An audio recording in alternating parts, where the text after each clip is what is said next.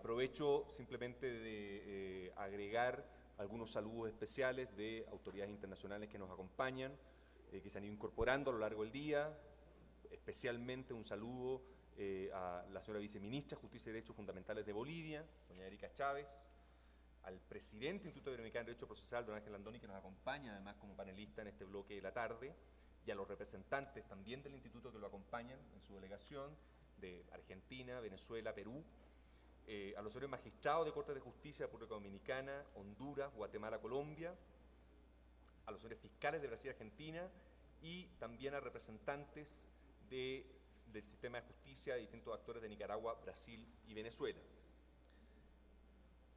Para este panel, en el cual vamos a tener un poco más de tiempo y vamos a poder ajustarnos para ponernos al día en los tiempos del seminario, ya que el doctor Santiago Andrade no pudo asistir y se excusó. El doctor Santiago Andrade era uno de los comentaristas de la Universidad Andina Simón Bolívar.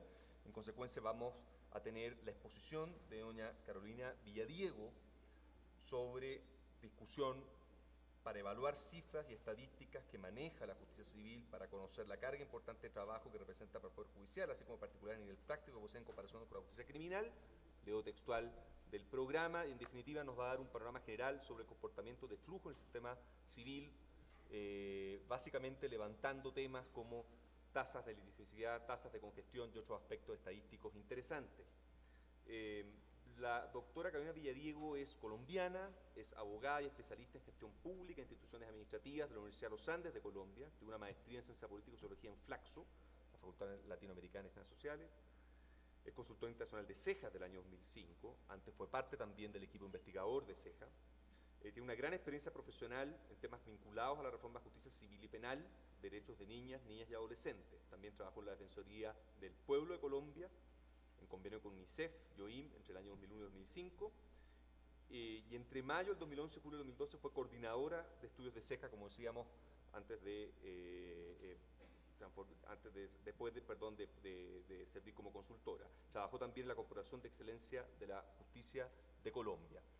Después de la exposición de la doctora Villadiego, que se referirá en 30 minutos al tema anunciado, pasaremos a presentar a nuestros comentaristas y daremos un inicio a un bloque de preguntas y respuestas, la misma estructura que hemos tenido en la mañana. 15 minutos, ustedes pueden tomar notas desde ya sobre las preguntas y me las hacen llegar a mí para poder dinamizar el cierre del panel. Muchas gracias. Carolina, por favor.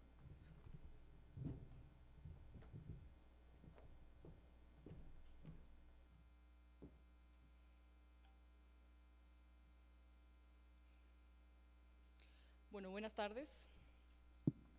Me ha correspondido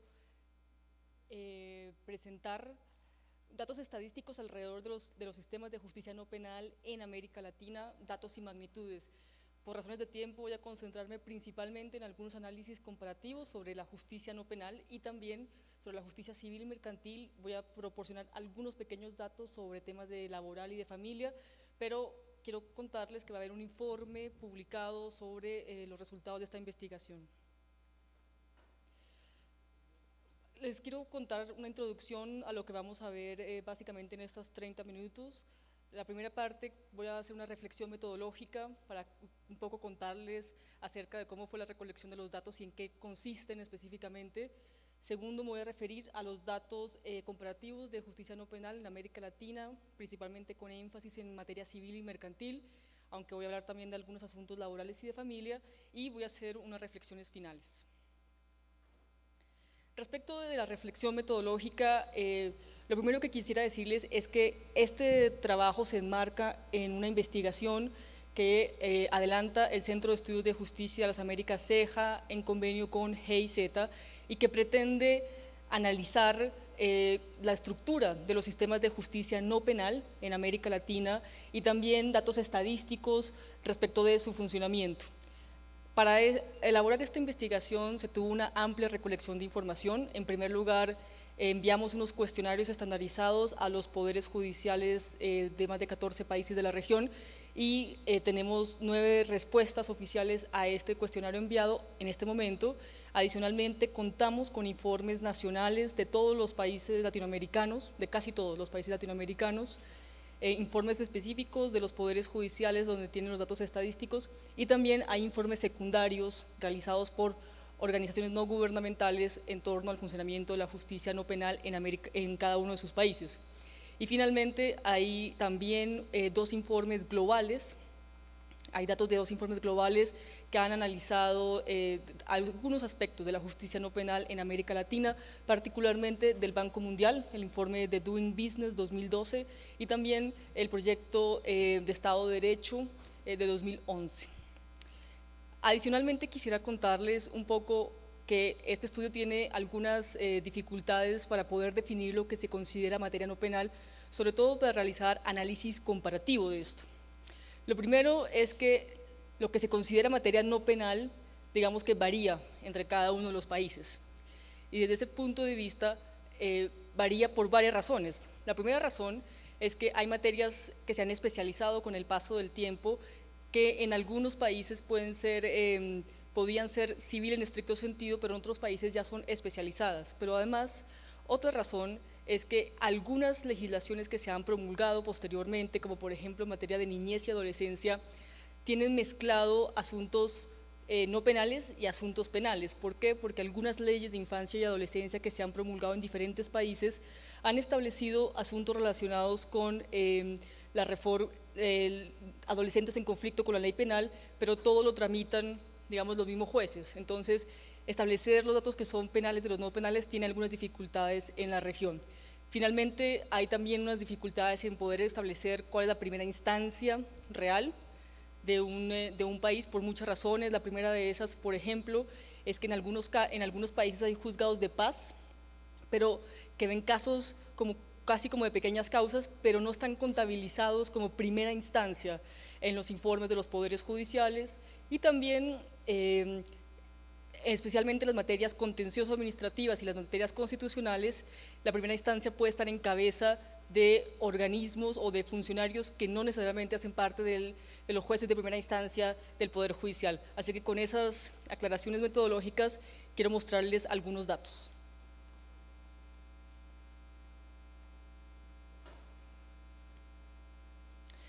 Lo primero que les quiero presentar es un poco cuál es un organigrama genérico, que por supuesto varía en cada país, de lo que se considera la justicia o el sistema de justicia no penal en cada uno de los países. Por un lado está por supuesto el Poder Judicial, también está la justicia indígena, que en algunos países integra el Poder Judicial y en otros no, hace parte un poco más como de un organismo autónomo o son considerados autónomos constitucionalmente.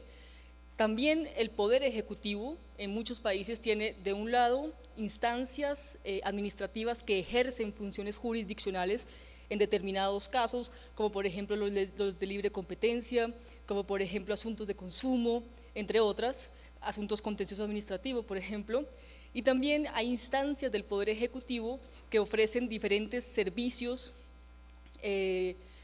como mecanismos de mediación, conciliación, mecanismos alternativos de solución de conflictos.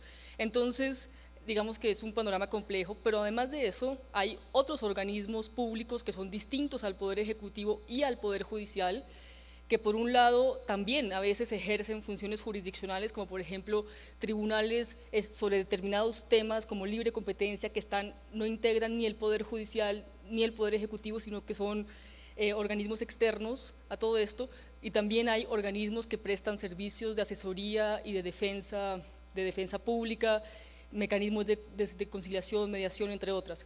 Finalmente tenemos organismos privados también que ofrecen servicios distintos de mediación y conciliación, como por ejemplo los consultorios jurídicos de las universidades privadas, muchos de ellos ofrecen tanto servicios de asesoría como servicios de mediación y conciliación, y hay por supuesto toda la gama de abogados litigantes que en esta materia trabajan. De alguna manera lo que quiero presentarles con esto es que el sistema de justicia no penal en cada país corresponde a diferente tipo de instituciones y tiene un organigrama complejo que abarca varios estamentos y varias entidades. En términos generales, la mayoría de países de América Latina han especializado determinadas materias, principalmente civil y mercantil, laboral social y familia. Digamos que si uno pudiera analizar de manera genérica cuál es el contenido de los asuntos no penales en América Latina, podríamos tener claramente que la integran la materia civil mercantil, la materia laboral y la materia de familia. Adicionalmente, algunos otros países tienen lo que se conoce como contencioso administrativo. Esta materia es bastante interesante porque en algunos países lo contencioso administrativo está, digamos, fraccionado el conocimiento de los asuntos entre el Poder Ejecutivo y también el Poder Judicial. Por ejemplo, en algunos países la primera instancia de un asunto contencioso administrativo se genera ante el Poder Ejecutivo y luego la segunda instancia ante el Poder Judicial, pero en otros países hay toda una jurisdicción contencioso administrativa que hace parte del Poder Judicial que ve estos casos.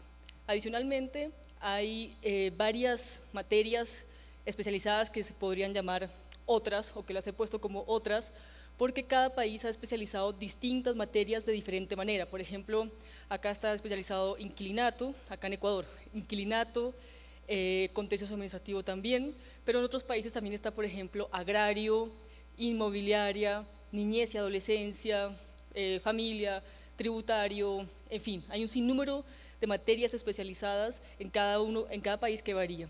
Adicionalmente, están los jueces o las materias multicompetentes, que en la mayoría de países existen jueces que conocen casos de multicompetencia, que incluye tanto el conocimiento de casos no penales en estricto sentido, pueden tener competencia sobre asuntos civiles, sobre asuntos de familia, sobre asuntos laborales, pero también en muchos casos pueden conocer asuntos penales y no penales. Son usualmente jueces, juzgados de paz o jueces de primera instancia que se encargan de temas multicompetentes en lugares alejados de las capitales de los departamentos en los países.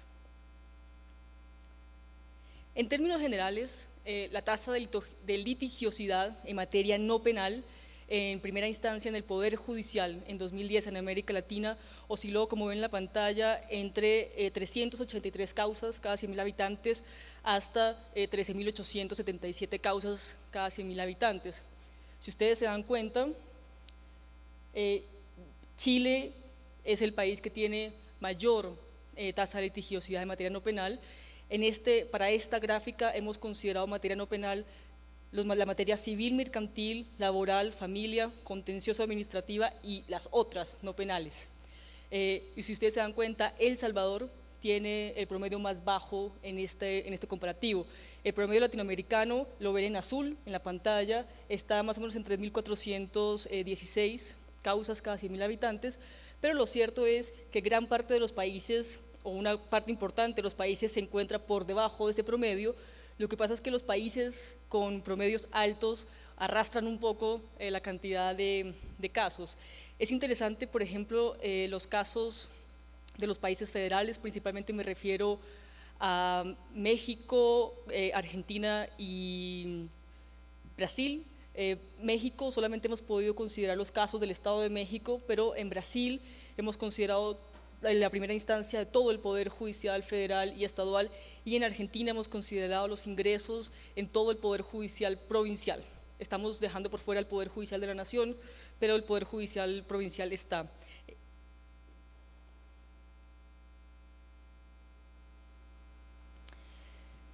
Adicionalmente a esto, una pregunta que siempre surge es ¿cuánto es el peso de la justicia no penal respecto del total de ingresos en materia en el Poder Judicial de un país? En general, si ustedes lo ven en la pantalla, el peso de las materias, del ingreso de las materias no penales en el total de los ingresos en el Poder Judicial oscila entre el 47 y el 86%, siendo más o menos, como ustedes se dan cuenta, que hay varios países que tienen ese peso muy por encima del 80%, lo cual quiere decir que necesariamente estamos hablando de una demanda de servicios de justicia bastante importante y bastante considerable en los países. Sobre este punto llamo la atención sobre las dificultades que tiene realmente obtener este tipo de datos, porque en algunos países hay determinadas materias que están fuera de considerar, por ejemplo, si son penales o no penales. Por ejemplo, en el caso de Costa Rica hemos dejado por fuera los casos de violencia doméstica,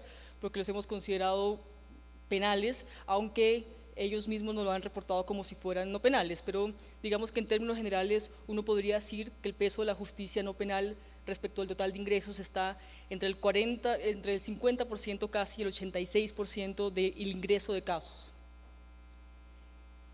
Y la pregunta siguiente es, ¿cuántos son los jueces no penales en primera instancia, también que es la comparación que estamos haciendo, cada 100.000 habitantes? En general, en estos indicadores tenemos un poco menos de datos comparativos, pero si ustedes se dan cuenta en la pantalla, estos oscilan entre 1,1 y 7,1, siendo Costa Rica el país donde tiene mayor cantidad de jueces especializados cada 100.000 habitantes, y Dominicana el que tiene menor cantidad de jueces especializados, y el promedio más o menos, no lo tengo acá, pero está entre 3, que es la tasa que tiene Ecuador también. Adicionalmente a esto, nos preguntamos entonces sobre 2 puntos esenciales que son el uso de mecanismos alternos de solución de conflictos en materia no penal y los servicios de asistencia legal y patrocinio legal en los diferentes países. Acá hemos traído alguna selección de países. Si ustedes se dan cuenta, primero, sobre los mecanismos alternos de solución de conflictos, casi todos los países tienen tanto servicios de conciliación y mediación en materia no penal al interior del Poder Judicial, sea porque los mismos jueces están facultados para ejercer de conciliadores, por ejemplo, en estos procesos, o porque tienen centros de justicia alternativa o centros de mediación al interior del mismo Poder Judicial, pero también casi todos los países tienen centros externos al Poder Judicial que brindan servicios de mediación y conciliación, que están usualmente en cabeza del Poder Ejecutivo o de centros privados, como por ejemplo universidades, entre otras. Respecto de los servicios de asistencia legal y patrocinio legal, nuevamente podemos ver las diferencias. En general, hay unos servicios de asistencia legal y de patrocinio legal que se prestan al interior del Poder Judicial. Hay otros que están prestados por organismos públicos, sea por ejemplo las defensas públicas cuando cuando son organismos autónomos, como en el caso de Ecuador, pero también hay organismos privados que prestan servicios de asistencia legal y de patrocinio legal en materia no penales. Particularmente acá, casi que la regularidad en América Latina es que los consultorios jurídicos de las universidades prestan servicios frecuentemente de asistencia legal y de patrocinio legal. Voy a entrar rápidamente a la materia civil mercantil.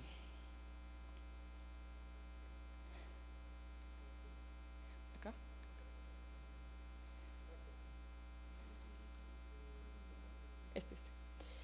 En términos generales, la tasa de litigiosidad en materia civil mercantil en primera instancia, en el Poder Judicial también, en el año 2010, oscilaba entre 203 y 9.676 casos cada 100.000 habitantes, siendo nuevamente Chile el que tiene la mayor tasa de litigiosidad en materia civil mercantil. Nuevamente en azul encuentran el promedio latinoamericano, donde ven que está bastante alejado de los demás países, está en 1.930 casos cada 100.000 habitantes, pero si ustedes se dan cuenta, la mayoría de países están por debajo de ese promedio latinoamericano. Lo que pasa es que nuevamente los países con mayor tasa de litigiosidad en materia civil mercantil vuelven a arrastrar el promedio.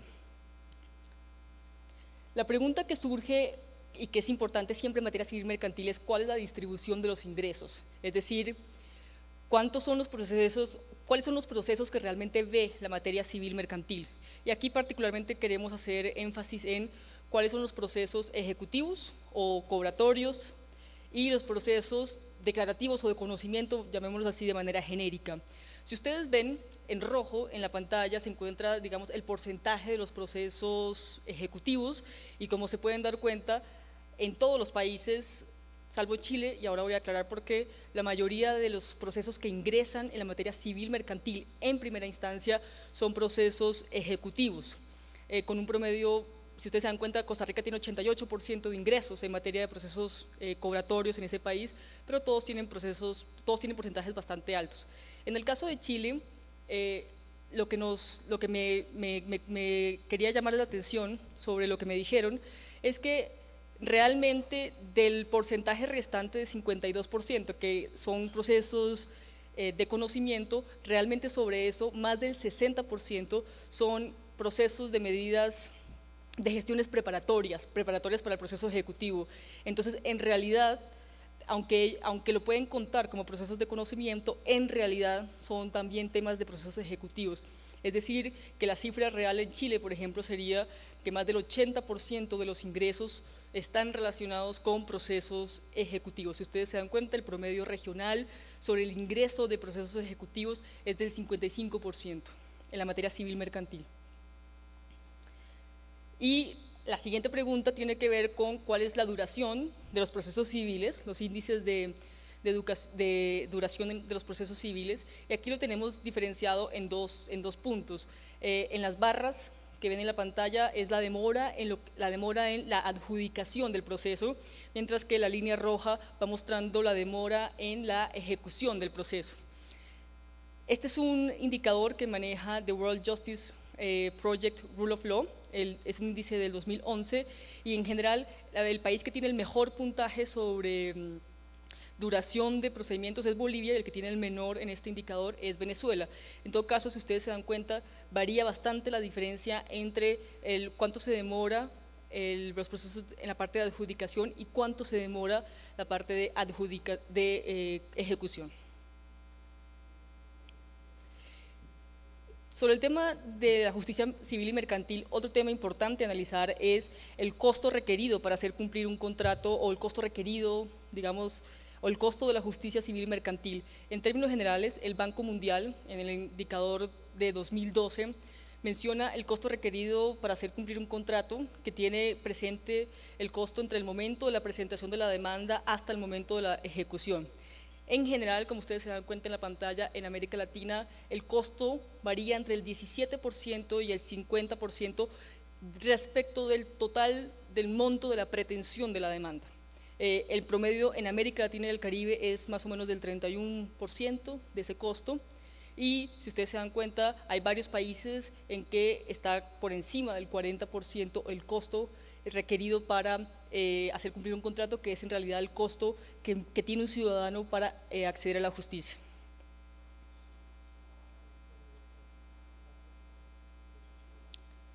Adicionalmente, hemos querido mostrarles un poco los datos sobre tasa de pendencia y tasa de congestión.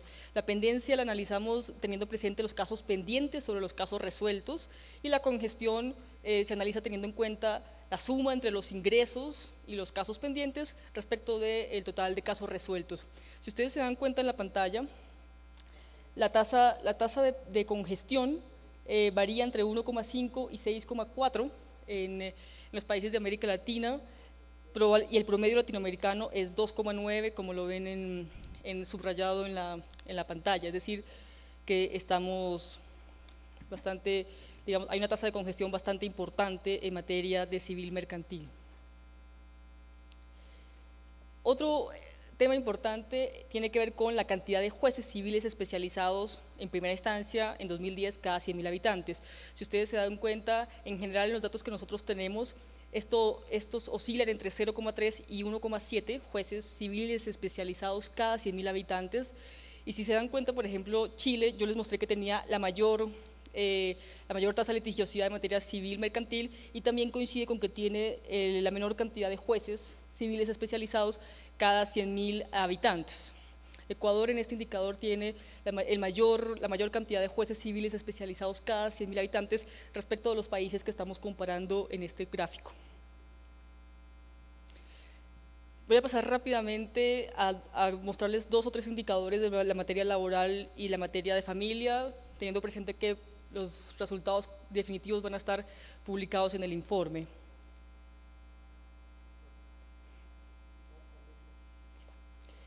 Respecto de las causas ingresadas y egresadas en 2010 en primera instancia en materia laboral, si ustedes se dan cuenta, nuevamente las barras rojas demuestran el ingreso cada 100.000 habitantes, y la línea azul va mostrando el egreso.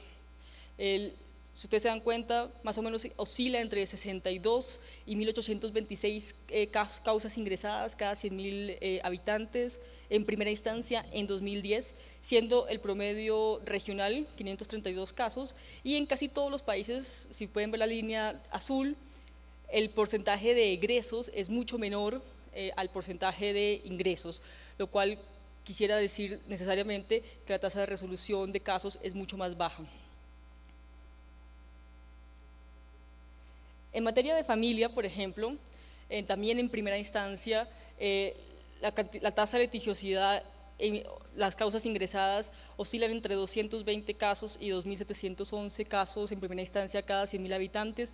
Nuevamente, la tasa de egreso es un poco menor a la cantidad de causas ingresadas, y el promedio regional sigue estando más o menos en 763 casos ingresados cada 100.000 habitantes en materia de familia. Y finalmente, en la parte de datos, tenemos unas gráficas sobre jueces laborales y jueces de familia en primera instancia cada 100.000 habitantes. En general, en rojo están los jueces laborales y en azul están los jueces de familia, cada 100.000 habitantes, y en verde está el promedio regional. En general, la tasa de jueces especializados en primera instancia de familia y laboral oscila entre 0,1 y 0,2 jueces cada 100.000 habitantes, y va hasta el más alto que puede tener Chile en materia de familia, que tiene una tasa de 2.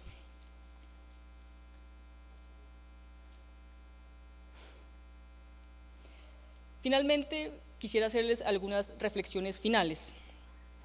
Ahora, ¿por qué creemos que tener datos sobre el funcionamiento de la justicia no penal en América Latina es tan importante?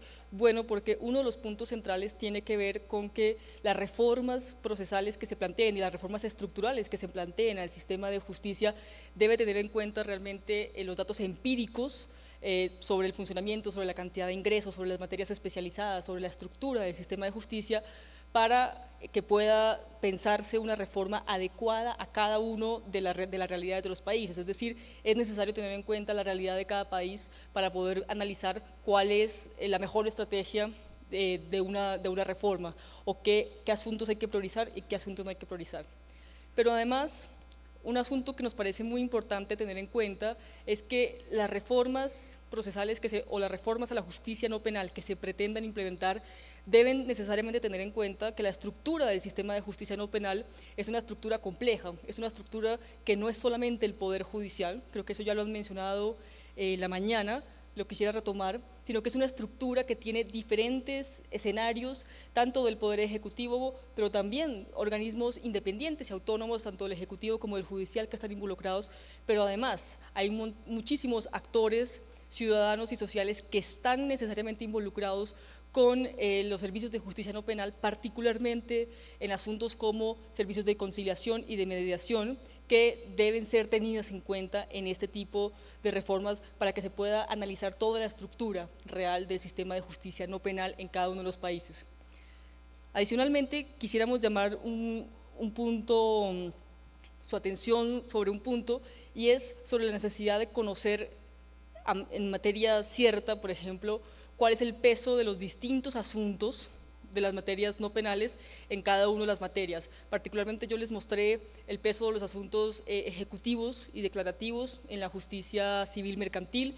Tenemos datos también, por ejemplo, sobre el peso de los asuntos voluntarios o de jurisdicción voluntaria que entran en la justicia civil mercantil, pero no solo en la civil mercantil, sino también, por ejemplo, en la justicia de familia, donde claramente se muestra que estos pueden oscilar entre 0,2 y 6% en cada uno de los países. Esto varía dependiendo de cada uno de los países, pero lo que queremos señalar con esto es que es importante tener en cuenta cuáles son realmente los asuntos que ingresan al sistema de justicia no penal, para tener en cuenta cuál es la mejor reforma, pero además analizar si lo que entra realmente está dejando no entrar otros asuntos. A nosotros nos llama mucho la atención sobre la falta de asuntos más de tipo de pequeñas causas o declarativos que pareciera que no ingresan tanto a la justicia, pero que probablemente hacia allá es que tenemos que avanzar, que puedan ingresar al sistema de justicia. Adicionalmente, quisiera llamarles la atención sobre otro punto, y es la necesidad de analizar las formas de terminación de los casos para estudiar cuáles son las demoras de los procesos, dónde es que está la demora de la terminación de los procesos, y sobre todo tener presente que no todos los procesos de la justicia no penal terminan de la misma manera. Es decir, por ejemplo, es claro que muchos procesos declarativos, los procesos terminan con la sentencia, pero en los procesos de ejecución o cobratorios terminan más bien con el pago o con la ejecución misma. Por lo tanto, el análisis de la forma de determinación de los procesos es algo que es realmente importante verlo para poder determinar cuáles son las mejores estrategias para agilizar los procesos en ese tipo de etapas. Y finalmente, sería interesante analizar la distribución de los ingresos en las materias no penales para poder tener claro cuáles son las políticas públicas que hay que desarrollar para fomentar o mejorar el acceso a la justicia de los ciudadanos en determinadas áreas, porque solamente ahí vamos a poder analizar realmente qué es lo que está faltando para que las personas puedan acceder a la justicia no penal. Esto era lo que quería comunicarles, así que muchas gracias.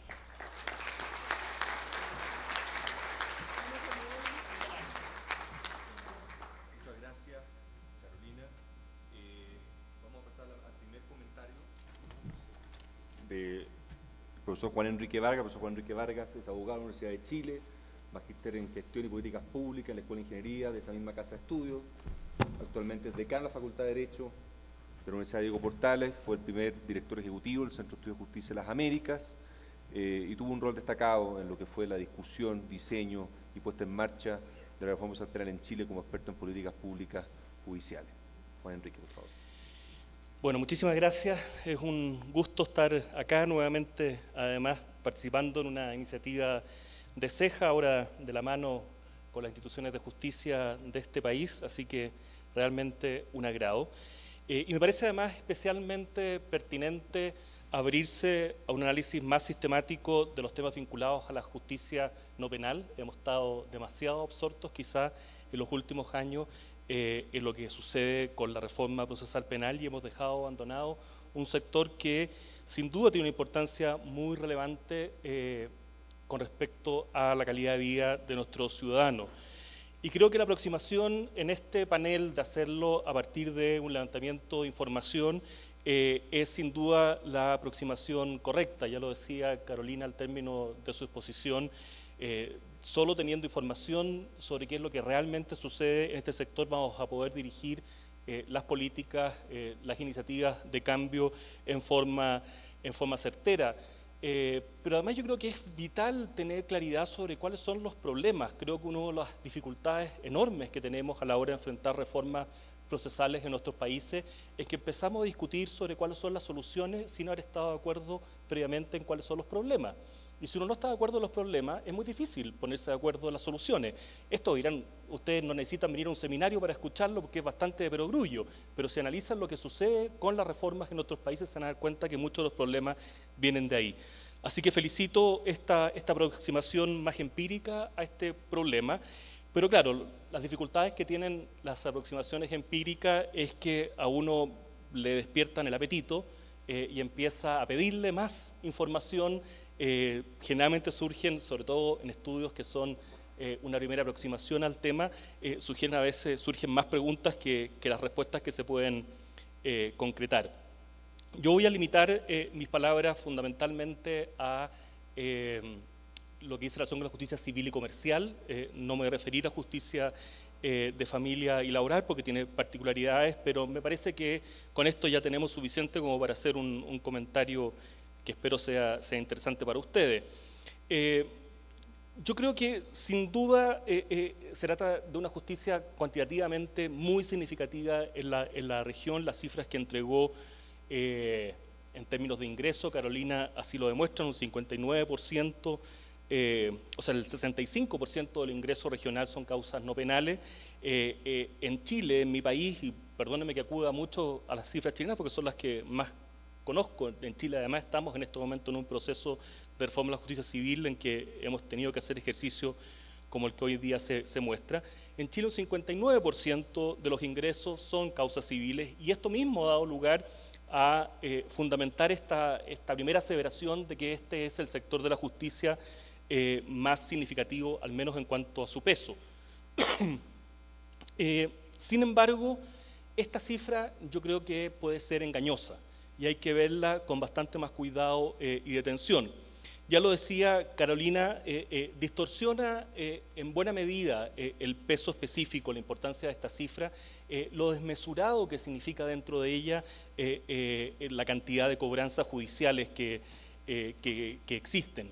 En mi país, de las 2 millones de causas civiles ingresadas el año 2011, aproximadamente un 93, casi un 94% de esas causas corresponden a causas ligadas al crédito, a las cobranzas, a juicio ejecutivo, más asuntos voluntarios.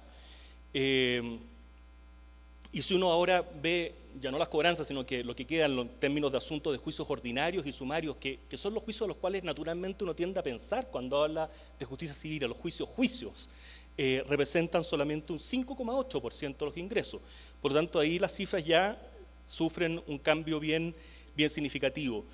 Y es importante tratar en forma completamente separada las cobranzas judiciales porque, y para qué decir los asuntos voluntarios, porque la gran mayoría de las cobranzas, la enorme mayoría, no hay realmente un conflicto que requiera de un juez para ser resuelto, sino lo que hay es un conjunto de trámites administrativos destinados a lograr el cobro de una deuda, pero el porcentaje de causas en las cuales se produce una oposición, se deducen excepciones y por lo tanto es necesario que un juez dirima un conflicto que se suscita entre las partes es absolutamente insignificante. En mi país al menos, y esto sería una cifra interesante de levantar en los otros, un 0,4% de los términos de casos en procedimiento ejecutivo se deben a una sentencia derivada de una oposición, o sea, se debe a que ha habido excepciones, o sea, prácticamente insignificante. Y el asunto es peor todavía, no solo se trata de usar al sistema judicial exclusivamente como una oficina administrativa para hacer trámites de cobro. Si uno analiza qué es lo que sucede realmente, al menos en mi país, no sé si esta situación suceda en otros, es que en la mayoría de los casos las demandas de cobranza de deuda ni siquiera persiguen cobrar la deuda. En el caso de mi país, la enorme mayoría de las demandas se presenta exclusivamente para realizar un trámite de incobrabilidad del crédito a efectos tributarios, o sea, no deducirlo del pago de impuestos. Y esto ya está tan asumido así que hay una tramitación especial, que hay con un software, digamos, entran estas demandas y automáticamente se les coloca una providencia que es que tienen que ratificarla cada cierto día, todo el mundo sabe que no se van a ratificar, la firma del juez es una firma digital y van a un anaquel a morirse. Por lo tanto, desde el punto de vista de la carga efectiva de trabajo para el tribunal, esto equivale a 0. Y estamos hablando de cientos de miles de causas. Entonces, cuando uno ve una cifra impresionante de ingresos, tiene que empezar a preguntarse, ¿se corresponden realmente con la carga de trabajo real que están asumiendo nuestros tribunales? Es importante investigar por lo mismo qué está sucediendo con las cobranzas con detención, si esta situación es o no una situación generalizada, cuántas de estos juicios ejecutivos corresponden a cobranzas de deuda por títulos ejecutivos distintos a una sentencia, en cuánto perjudica esto la ejecutabilidad de las resoluciones judiciales. O sea, el procedimiento ejecutivo es lo que hace en definitiva, el procedimiento ejecutivo de cobranza de deuda es lo que hace en la práctica muchas veces incobrable las sentencias que dictan los mismos jueces por los volúmenes que están involucrados. ¿Cuáles son las cuantías y sobre todo cuáles son los montos efectivos de los recuperos, de efectivamente qué es lo que está sucediendo, si se está logrando algo o no? Yo creo que por la envergadura que tienen las cifras brutas y para desmitificar probablemente qué hay detrás de ellas, sería importante, y por eso digo que se levantan más preguntas a veces, investigar con mucha mayor profundidad esta situación. Pero sin duda desde el punto de vista de las líneas que aparecen, ya no con respecto a las preguntas, sino líneas posibles de problemas que hay que resolver, sin duda un principalísimo problema que debiera resolver cualquier reforma al sector es ¿qué hacemos con las cobranzas judiciales? ¿Tiene sentido que las cobranzas sigan estando en manos de los jueces? ¿Es algo que debiera salir fuera de los jueces y solo actuar ellos cuando hay una oposición? Y ahí entiendo que este va a ser un tema que se va a tratar con mayor atención en un panel. Hay experiencias comparadas muy interesantes y bastante más eficientes que las que nosotros tenemos, porque el problema de esto al interior del sistema judicial es que es el peor de los mundos. el sistema judicial aparece atiborrado de papeles, digamos, en los cuales tiene muy poco que hacer y que desconcentran a los jueces de su función propia, que es adjudicar, resolver conflictos. Y por otra parte, la cobranza misma ha demostrado ser tremendamente ineficiente y, de nuevo, la capacidad de recupero, de lograr efectivamente cobrar es muy limitada. Sin las cobranzas ya el sistema queda bastante más reducido. Sin embargo, nosotros nos han extrañado que ver las cifras cuando nosotros pensábamos de que sacábamos las cobranzas y ahí teníamos la justicia civil en serio, teníamos los juicios por indemnización de perjuicio, los grandes incumplimientos contractuales, ahí es donde íbamos a tener la litigación compleja que estábamos esperando, y nos dimos cuenta que incluso ahí hay una gran cantidad de casos que es chimuchina nuevamente muchos casos de cobranza, aunque parezca ridículo decirlo, es sorprendente, ahí también hay mucha cobranza, donde no hay un título ejecutivo, que van por la vía ordinaria, y los juicios propiamente así densos son muy pocos, e incluso si uno ve ya no los ingresos, sino que no lo que ingresa al sistema, sino que lo que termina el sistema, se llega a la conclusión de que tratándose en general de sentencias, la cantidad, o sea, un sistema, recuerden la cifra inicial, en Chile ingresaban 2 millones de causas al año, bueno, el sistema dicta 10.000 sentencias al año, o sea, un 1.2% de los términos del sistema son por sentencia. Entonces, probablemente para el enfoque mucho más adecuado para ver qué está pasando con el sistema de justicia no es detenerse tanto en los ingresos, sino que detenerse en los términos, en cómo terminan las causas. Y así dicho es importante, en Chile existe una percepción pública, por estas cifras tan abrumadoras y con un crecimiento además tan desmesurado en los últimos años, de que el sistema estaba completamente colapsado. ¿Cómo iba el sistema a batallar con 2 millones de causas de ingreso y además con muy pocos jueces, como aparece ahí en la cifra? Bueno, realmente la conclusión cuando uno ve lo que hace realmente el sistema, lo que produce realmente el sistema, es que el riesgo mayor no es el colapso, el riesgo mayor es, digámoslo así, la intrascendencia, en que en un extremo las causas más relevantes están yéndose a otro lado, están yéndose fundamentalmente a arbitraje, las causas más significativas, e incluso las políticas públicas impulsadas por el Estado han significado que conflictos donde sí se quiere tener una resolución, conflictos no penales, lo que se ha ideado más bien son sistemas para bypassear el sistema judicial, y ya se decía hoy día en la mañana, y Carolina volvió a insistir en eso, en la cantidad de subsistemas fuera del Poder Judicial para resolver conflictos relevantes.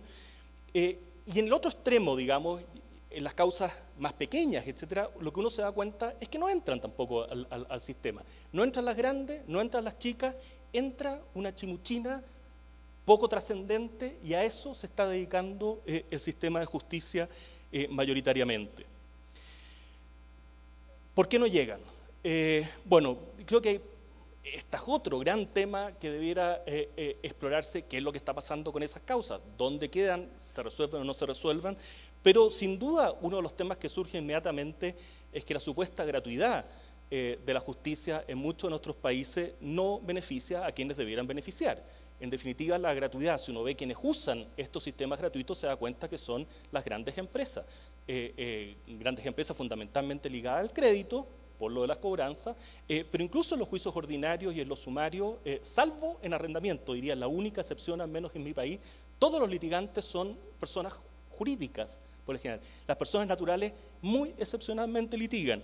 Por lo tanto, lo que hay es todo un sistema que aparentemente está subsidiando un litigio para quienes pueden pagar otros costos asociados a litigar que las personas pobres no pueden solventar.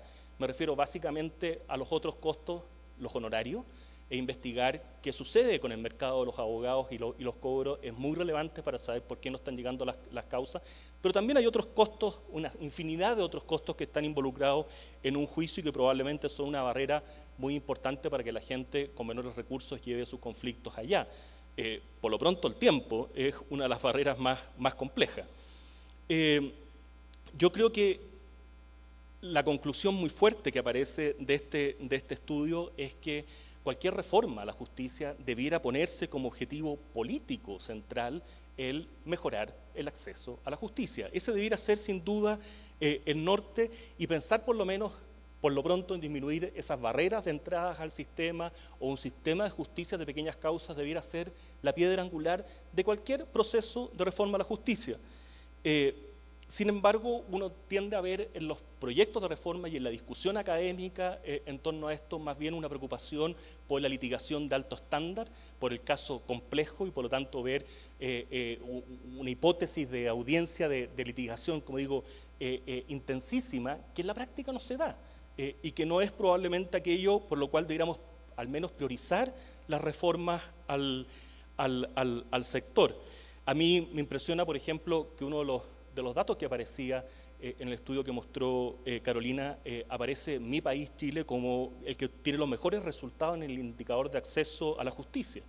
Y sin embargo, todos sabemos que en Chile, las cifras que le estoy dando lo demuestran, la posibilidad de acceder a la justicia para alguien que no es una persona jurídica con estas características es casi cercana a cero. Mi comentario sobre eso, y un comentario más general, no solo sobre este tema puntual, es que estos indicadores, lo que usa Doing Business y este otro proyecto del Banco Mundial, hay que tener cuidado con ello, porque no son, estos indicadores no son extraídos a partir de información dura, la mayoría de ellos, sino que a través de encuestas de percepciones, que le preguntan a un abogado cuánto dura un juicio. Y aparecen datos de algunos países que a mí me sorprenden realmente muy bien, y otros no, porque simplemente es percepción. Aquí no hay un dato duro por medio, así que yo relativizaría el uso de esas fuentes de información. Y por lo mismo, para que esto funcione, digamos, si la prioridad está solucionar temas de cobranza, luego ver cómo brindar posibilidades más amplias de acceso a la justicia, la tercera línea de reforma es ser muy cuidadoso en el diseño del litigio duro, digamos, del juicio, porque uno tiende a pensar en el juicio aquel donde hay testigos, donde hay prueba viva, digamos, peritos, testigos, y ahí necesitamos un juicio oral, y la oralidad nos parece como el instrumento, el estándar adecuado hoy en día, y construimos todo el procedimiento en torno a eso. Bueno, hagamos eso para cuando se necesite, pero por otra parte nos damos cuenta que en muchos de los casos eso no es lo que ocurre. Y probablemente podríamos tener sistemas de litigación mucho más simples para esos casos. Les pongo un ejemplo. En los casos de cobranzas de deudas, cuando se producen excepciones, cuando hay oposición, por regla general esas oposiciones constan un antecedente escrito, fundamentalmente un comprobante de pago. Si la prueba es solamente eso, ¿tiene sentido hacer un juicio oral con toda la parafernalia de un juicio oral? O probablemente podría haber un sistema de litigación mucho más liviano, incluso de litigación a través de Internet, en este tipo de casos. Me parece que eso es algo clave a la hora de pensar en modernizar, sobre todo porque modernizar la justicia, y aquí también son otras áreas en las cuales surgen preguntas, significa no hacerse cargo sola y exclusivamente de los procedimientos, sino que indagar sobre otros temas fundamentales para el funcionamiento de un sistema de justicia, como hemos aprendido en los últimos años, todos los aspectos orgánicos, los modelos de gestión, son preguntas muy, muy importantes, el uso de la tecnología, en fin, que desvinculadas de los procesos de reforma, ya se decía también en la mañana, pierden razón de ser, y ahí deberíamos tener también más información. En definitiva, y para ir cerrando, a uno le llama la atención por qué este sector, el de la justicia civil y comercial, que uno pensaría que es el sector, digamos, que dialoga con lo más dinámico de la sociedad, que dialoga con el mercado, dialoga con las fuerzas productivas, digamos, es el sector donde ha costado más hacer cambios en nuestro sistema de justicia, en modernizarlo. Y yo creo que la razón de fondo, y aquí simpatizo mucho con la tesis que levantaba Cristian en la mañana, es básicamente porque los afectados no tienen ninguna capacidad de expresar su demanda y su opción y demandar realmente justicia, que son los ciudadanos. Los ciudadanos, muchos de ellos que están marginados y que naturalmente no están organizados, por definición no están organizados y no pueden hacer esta demanda, pero también pienso en consumidores, pienso en microempresarios, en fin, tanta gente a la cual les sería muy útil tener un sistema de justicia que funcione y no tiene la capacidad realmente de presionar para que eso suceda. Yo creo que eso ¿Por qué no tienen esa presión y esa organización? Es un problema muy complejo, creo que pasa en buena medida porque nosotros los abogados hemos monopolizado estos temas y porque muchos de los abogados y muchos de los operadores no tienen incentivos para cambiar la situación actual. Sin duda estos son problemas complejos, sin duda la opinión de la comunidad legal siempre tiene que ser escuchada, pero no debiera ser la única opinión que llevara la voz cantante en esto. Y creo que en tal sentido el empezar a poner datos y poner información y llevar el debate en términos más amplios y más comprensibles por el resto de la ciudadanía debiera ser también un muy buen primer paso para sentar en estas mesas donde discutamos sobre reforma a la justicia no penal, no solo la comunidad legal, sino que también a aquellos a los cuales decimos servir. Muchas gracias.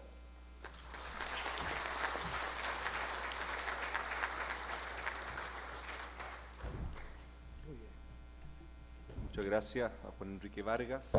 Les reiteramos que pueden hacer sus preguntas y las pueden comenzar a hacer llegar acá. Vamos ahora a presentar al profesor Ángel Landoni Sosa, uruguayo, abogado, profesor titular de Derecho Procesal en la Facultad de Derecho de la Universidad de la República Oriental de Uruguay, responsable académico de la carrera de especialización en Derecho Procesal de dicha casa de estudio, profesor invitado en diversas universidades extranjeras, miembro de la Asociación Internacional de Derecho Procesal, codirector de la Revista Uruguaya de Derecho Procesal y, por cierto, presidente del Instituto Iberoamericano de Derecho Procesal. Profesor, sus 20 minutos. Bueno, muchas gracias. Yo quisiera comenzar felicitando al CEJA por habernos invitado a participar de este seminario que nos posibilita entrar en contacto con todos los países de América, porque en general todos tenemos problemas comunes. Cuando yo sentía a los representantes de Ecuador hablar hoy de que tenían un código de 1878, yo suponía que estábamos hablando de lo mismo, porque también Uruguay tenía un código de procedimiento civil de 1878. Y teníamos las mismas dificultades que puede tener Ecuador hoy. Por suerte, el Instituto Iberoamericano de Derecho Procesal, que reunía a las mayores personalidades en el ámbito del derecho procesal, comenzó a trabajar allá por el año 1970, un proyecto de código civil modelo para Iberoamérica. Y allí estuvieron representados los docentes más significativos de nuestra especialidad. Pienso en Davis Echandía, el colombiano, pienso en Vesco Villels los uruguayos, pienso en los argentinos, Morelo entre ellos, y todos ellos elaboraron un código modelo que de alguna manera es la base sobre la cual estamos trabajando nosotros. En 1988 ese código se aprobó en las jornadas iberoamericanas que tuvieron lugar en Río. En 1989 ese código entró en vigencia en el Uruguay. Y yo voy a hacer un poco en mi relato una referencia a nuestra experiencia, que de alguna manera quiere significar que existe la posibilidad de lograr un proceso mejor, un proceso que esté más cerca de la gente y un proceso, en definitiva, que logre buscar soluciones de un alcance más humano. Como se decía en el Congreso de Gante, lograr una justicia que sea más humana y que esté al servicio de los hombres. Eso es lo que debe movernos a trabajar en este tema. ¿Cómo marcha esto? Para adelante. Ahí. Bueno. Capelletti decía que las palabras claves de una nueva concepción judicial, social de la justicia y de la ley han sido la efectividad del acceso, el acceso para todos al sistema legal, para sus derechos, libertades y beneficios, acceso a los instrumentos, incluyendo a los tribunales, los que pueden hacer valer aquellos derechos, libertades y beneficios de forma dignificante y efectiva. Tarufo complementaba esas ideas refiriéndose a que había una efectividad institucional y una efectividad concreta. Efectividad institucional cuando en los códigos, en las leyes, estaban previstos sistemas estructurales bien organizados, el acceso a la justicia para todos aquellos que lo necesiten y una justicia eficiente y efectiva, en la teoría. Pero la realidad muchas veces nos indica que eso que pergeñamos como soluciones ideales, en la práctica muchas veces no se concreta. Por eso planteamos cuáles son los desafíos de la justicia. Entre otros, decencia que sea independiente e imparcial, que ampare en su protección a todas las personas, en especial a los más necesitados, que sea efectiva, eficiente y de elevada calidad. ¿Y cuáles son las bases fundamentales para encarar esos desafíos de la justicia? La igualdad en el acceso a la jurisdicción y derecho a una defensa equiparable a la de otra parte, y que resulta de la Declaración Universal de los Derechos Humanos, del Pacto de las Naciones Unidas sobre Derechos Civiles y Políticos, de la Convención Americana de Derechos Humanos y del propio Código Modelo para el Proceso Civil en su artículo 11. Ahora bien, en el Uruguay hemos procurado superar las desigualdades de las personas utilizando diversos instrumentos. A saber, nuestra Constitución establece que la justicia será gratuita para los declarados pobres. A eso se ha añadido recientemente la incorporación de las reglas de Brasilia sobre acceso a la justicia de las personas en condiciones de vulnerabilidad por la acordada de la Suprema Corte de abril del 2009. Su finalidad es garantizar las condiciones de acceso efectivo a la justicia sin discriminación alguna, englobando el conjunto de políticas, medidas, facilidades y apoyos que permitan a dichas personas el pleno goce de los servicios del sistema judicial. La igualdad en el derecho a tener una defensa equiparable a la de la otra parte la hemos procurado alcanzar mediante los defensores de oficio. En nuestro país, es bueno saberlo, el Estado tiene una intervención preponderante en este tema. Los defensores de oficio están integrados, a diferencia de lo que ocurre en Ecuador, están integrados dentro del Poder Judicial. Son designados por la Suprema Corte de Justicia, pero tienen independencia total en materia técnica.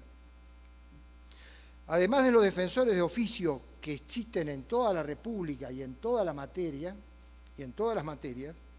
tenemos los consultorios jurídicos gratuitos en diversas facultades de Derecho, en especial en la Universidad de la República, en diversas universidades privadas y en los sindicatos que en nuestro país tienen una importancia tanto en el asesoramiento como en la defensa de sus integrantes.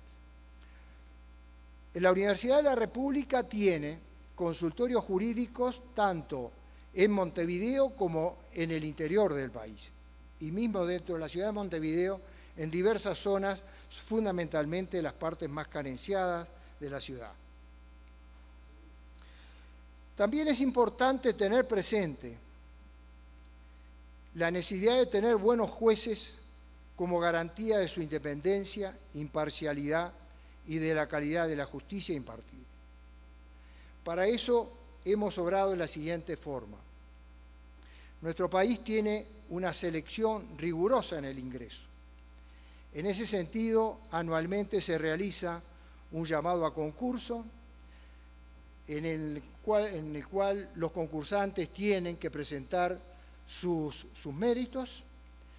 Son seleccionados aproximadamente entre 30 y 50 postulantes, luego de lo cual esas personas van a ser sometidas a un riguroso test psicológico y van a iniciar todo un proceso de mejoramiento de su calidad a través de la labor del Centro de Estudios Judiciales.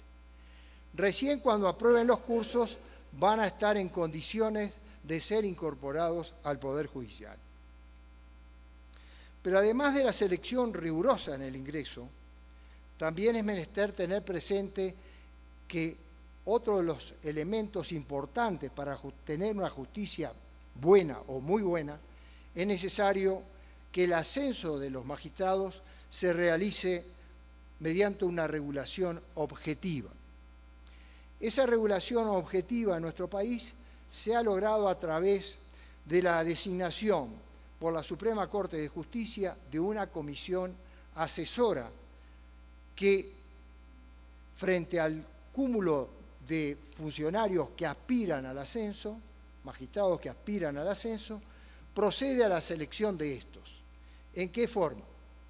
Esa comisión está integrada por integrantes del Poder Judicial, en número de 3, por integrantes del Colegio de Abogados y por integrantes de la Facultad de Derecho de la Universidad de la República, cargo que tuve que desempeñar tiempo atrás.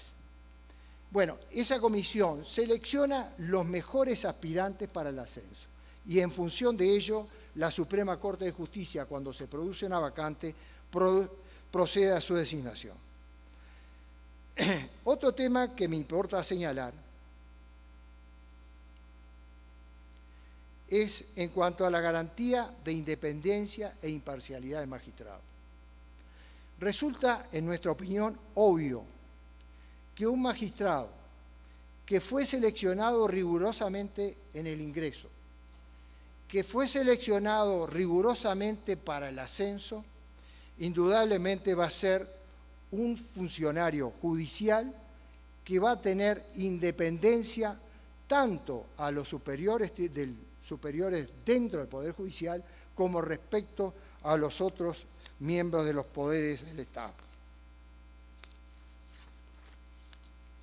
A lo anterior tenemos que agregar una suficiente infraestructura.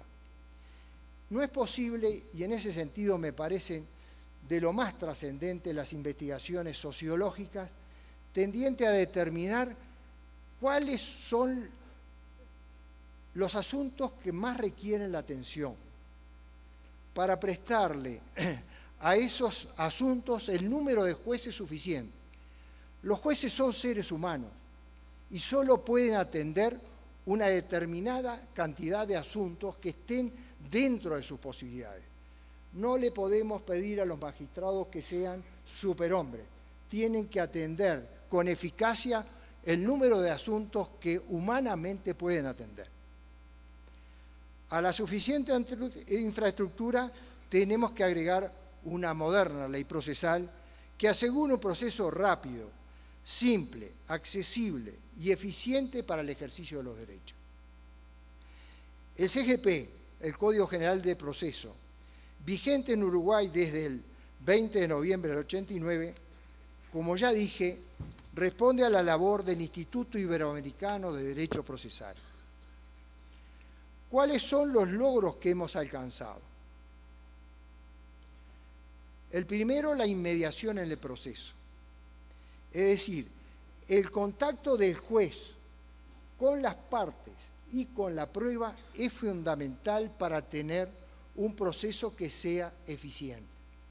No es posible pensar que un magistrado que no recoge la prueba va a estar en condiciones adecuadas para dictar una sentencia ajustada a los hechos y a la prueba de esos hechos. Se ha producido una aceleración en el proceso de conocimiento. Prácticamente nuestra primera instancia está demorando menos de 18 meses. La segunda instancia está demorando 6 meses.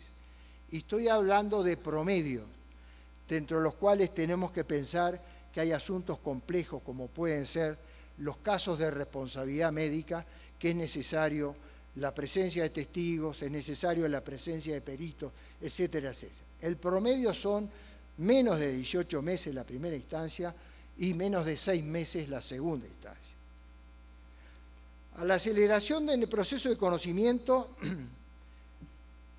Debemos añadir la inmediación y concentración mediante el proceso para audiencias. Hemos incorporado más recientemente las notificaciones electrónicas. Hay una mayor efectividad en las decisiones jurisdiccionales mediante la aplicación de combinaciones económicas y personales, la ejecución provisional, la utilización del proceso monitorio. Estábamos hablando en el almuerzo con otros integrantes del Instituto Iberoamericano de la importancia que en nuestro país ha tenido el proceso monitorio. Porque el proceso monitorio se piensa exclusivamente para el proceso ejecutivo. Nosotros lo tenemos prácticamente desde 1878 en el proceso de entrega a la cosa. Lo incorporamos el proceso ejecutivo al proceso monitorio en 1965, con notable éxito. Y últimamente lo hemos incorporado al proceso de desalojo, a los procesos de cesación de condominio, con un éxito tremendo. Basta presentar la demanda en esas situaciones, se le da la posibilidad al demandado, una vez intimado, a que plantee excepciones dentro de los 10 días, normalmente no se plantean las excepciones y el proceso queda terminado. Reitero, me parece que es una sugerencia que debemos pensar en utilizar este instrumento como manera de agilitar el proceso. Pero ese aceleramiento del proceso de conocimiento, podríamos pensar que podría haberse producido con un desmejoramiento de la calidad de las decisiones. Y eso no ha ocurrido. Por otra parte, la justicia ha adquirido un rostro más humano. ¿Qué quiero decir con esto?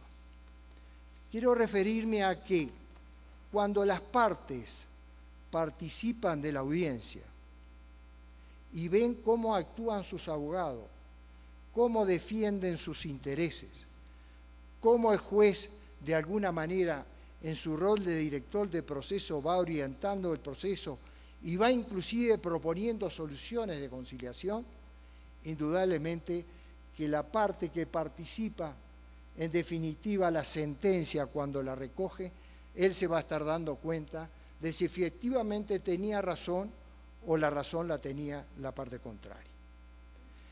Pero tenemos aspectos a mejorar. Tenemos fallas en la gestión. En tal sentido, se podría mejorar la efectividad del sistema adoptando algunas de estas medidas. Reducción de los días inhábiles, tenemos demasiadas vacaciones.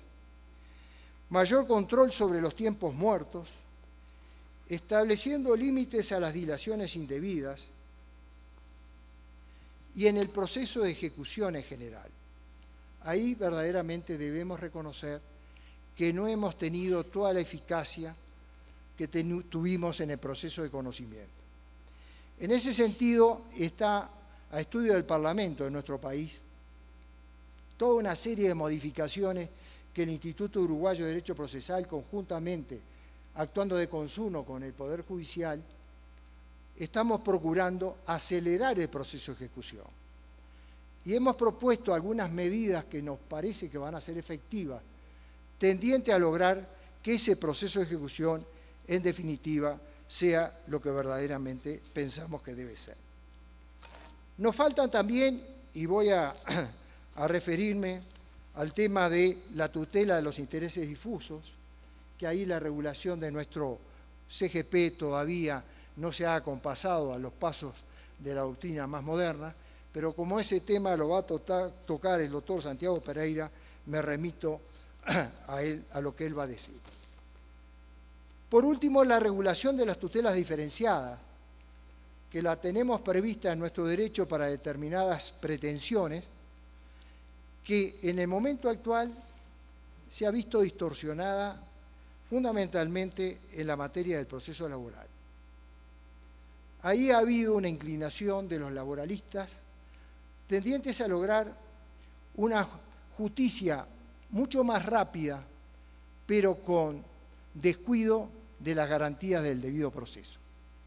Y eso ha hecho que la Suprema Corte de Justicia ha realizado declaraciones de inconstitucionalidad sosteniendo que determinadas normas aprobadas recientemente, concretamente por una ley de septiembre del 2009, fueran declaradas inconstitucionales por violación del principio del debido proceso. Yo les agradezco la atención y quedo a disposición de ustedes para aclarar cualquier duda. Muy amables.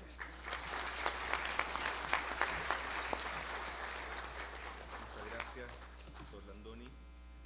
Con esta intervención abrimos un ciclo de preguntas. Tengo dos preguntas que son generales, así que lo que vamos a hacer es leerlas y compartir las inquietudes o las respuestas que puedan dar los panelistas. Una dice, si al sistema solo entran casos de medio impacto y casos de menor cuantía, ¿es por falta de accesibilidad de justicia o por falta de credibilidad de los sistemas en eficiencia y eficacia? Si quieres, Carola, comenzamos por ti como expositora y después pasamos con los comentaristas. Creo que puede ser una combinación de los dos factores. Por un lado, por una parte, es claro que muchos casos no ingresan al sistema de justicia, pero están en tribunales de arbitramiento o están resueltos de otra manera en justicias un poco más privadas. Pero también en algunos otros casos que son principalmente de personas que están en situación de vulnerabilidad, no ingresan es por los altos costos de la justicia, como mencionaban, por ejemplo, los costos de abogados, más todos los costos asociados al sistema de justicia. Entonces, yo creo que tiene que ver, por un lado, sí con falta de credibilidad, pero también, por otro lado, falta efectivamente de acceso efectivo. ¿Enrique?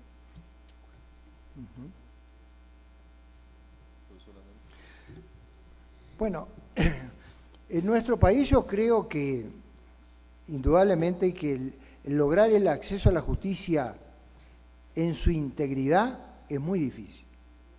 Entonces hay que buscar aquellas fórmulas que puedan acompasar, digamos, las necesidades de justicia con las posibilidades del Estado.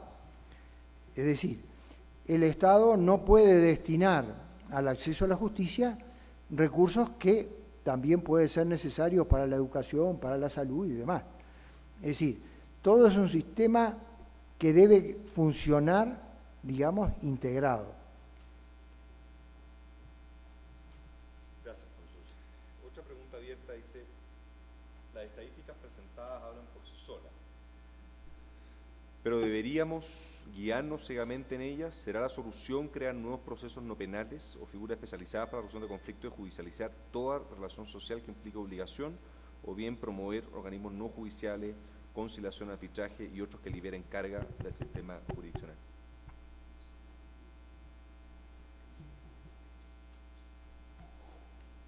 Yo creo que las estadísticas, como bien lo señalaba después Juan Enrique, no necesariamente hablan por sí solas y son una primera aproximación a estadísticas generales, pero particularmente para diseñar o para pensar en cualquier área de reforma a la justicia no penal, es importante tener en cuenta, además de la cantidad de casos que ingresan y de cantidad de jueces que hay, etcétera, yo creo que es fundamental tener presente tres cosas adicionales. Primero, los costos, un análisis serio sobre costos, cuánto cuesta realmente para las personas acceder a la justicia, y eso tiene que estar diferenciado por el tipo de asuntos, porque probablemente no es lo mismo los costos en determinados casos que en otros.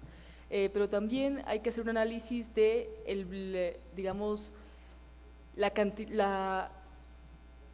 caracterización de los asuntos en cada una de las materias, o sea, cuántos son los asuntos ejecutivos, qué tipo de asuntos ejecutivos son, si hay un título ejecutivo simple o complejo, si efectivamente es un trámite que tiene controversia o es que no hay controversia. En los asuntos de familia, por ejemplo, hay que analizar cuántos casos son de jurisdicción voluntaria, cuántos son temas de divorcios, cuántos de esos casos vienen varias veces al sistema de justicia porque son conflictos que tienen diferentes etapas, particularmente, por ejemplo, el tema de alimentos, eso es clave, entre otras. Es decir, yo creo que hay que analizar costos, hay que analizar distribución y finalmente hay que analizar también la forma de terminación de los procesos, porque muchas veces la duración de los procesos también puede estar asociada a que no todos terminan de la misma manera. Algunos procesos terminan con sentencia, otros terminan con pago, otros no terminan, entre otras cosas porque, por ejemplo, en casos de alimentos, necesariamente las obligaciones son de tracto sucesivo. Entonces, claramente, lo que nos interesa mostrar con las estadísticas es, por un lado, que es importante analizar los datos y tener un poco en cuenta qué es de lo que se trata esta justicia no penal, pero también tener en cuenta que hay que ir un poco más allá para analizar bien cuál es la composición de la justicia no penal y respecto de eso brindar herramientas para una reforma. Gracias, Carolina. Profesor Vargas. Sí, yo quería… Ahora, dos comentarios. Algo que ya se dijo en la mañana, pero se mencionaba acá como una alternativa posible frente a una mejora de los sistemas formales de justicia, acudir a los sistemas informales y por lo tanto avanzar hacia mecanismos alternos de resolución de conflictos, cualesquiera sea esto. El problema que tiene esa estrategia es que los sistemas alternos, que son una muy buena herramienta de política pública en el sector, con muchas bondades, no solo en términos de costos o de duración, sino que también en arribar soluciones a veces más propicias de acuerdo a la naturaleza del conflicto de que se trata, son sistemas que funcionan sí y solo si hay una alternativa real de acudir a un sistema de justicia formal, porque si no ya no es una negociación, sino que es una imposición. Si yo no tengo ninguna posibilidad de llegar a un tribunal, lo que se me plantea en una mesa de negociación es la única alternativa que tengo en la mano y voy a tener que aceptarla porque si no, nada. No es un juicio la alternativa, es nada.